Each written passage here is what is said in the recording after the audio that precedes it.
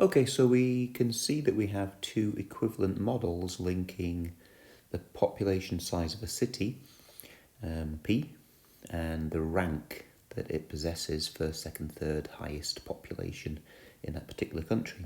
And here's P and R here.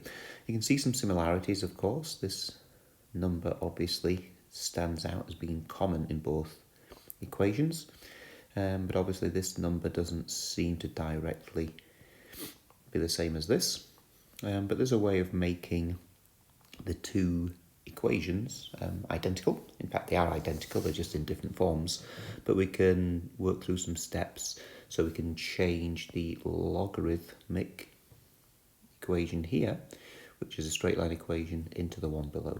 Now we need to look at a few log tools. We know log rule 1, the addition rule for logarithms. We add together two logs with the same base and we can put it as one logarithm as a product. We will need that. We need the power rule for logarithms, right? And again, I think we know this one. And then this one, which we can use as a little trick, right? We can rewrite any number as a logarithm. Okay, we have chosen base e here.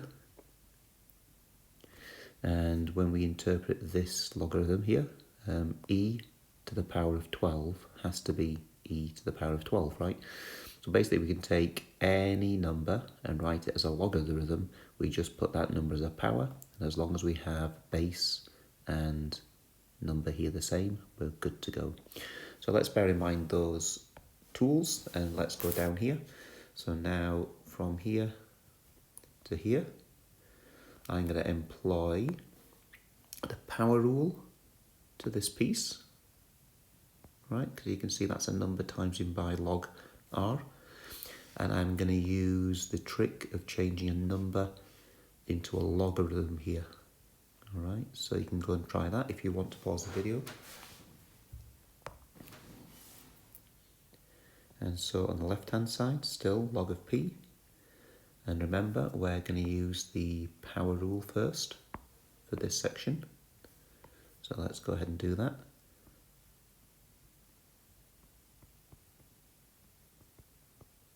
Okay, good. And then we are going to use the changing of the number to a logarithm for this. So that would be just plus natural log of e to the 15.744. And can you see the second stage? On the right hand side we've got log plus log, so we're going to go and employ the addition rule for logarithms to this section here, and we should be able to write a single logarithm. Left hand side, right hand side, a single logarithm of the product. That's times by. I'll just have to delete that bracket, it's quite a big number to write in. Excellent. Now this last stage is just quite interesting, that if I had something like the square root of 3 plus 6, and that's equal to the square root of 7 plus 2, you can see those statements are, that's true, isn't it, right? The left-hand side equals the right-hand side. Now they both have the second root or the square root being performed to each side. So I can undo this operation on the left-hand side and I can undo the operation on the right-hand side. And we've still got an equivalent statement on each side. 3 plus 6 balances with 7 plus 2. So that's essentially what we're going to do now. We are going to undo the natural log of both sides, right? And so clearly the thing in the square and the rectangle must be equivalent. Yeah, if the log of each side is the same as each other, then the things within inside the logarithm must be the same as each other. They must be equivalent. So the final stage here is p equals r to the negative 1.3507 times by e to the 15.744. And then you can see possibly that we are just one small step away from the actual equation that we see above here. Can you see what the same things are and what looks a little bit different?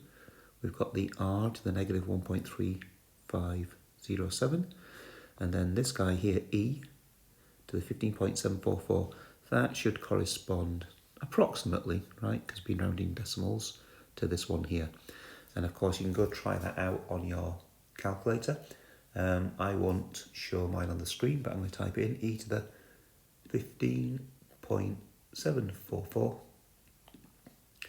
and I've got a number that is 16,879,111. And of course that's going to be a little bit different. Oh, it's 6879.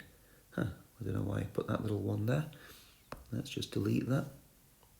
Okay, so 6879,111, and obviously we compare that with this one.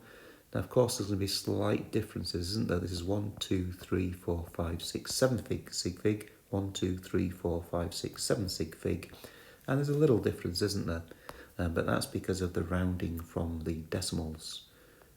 So there we go.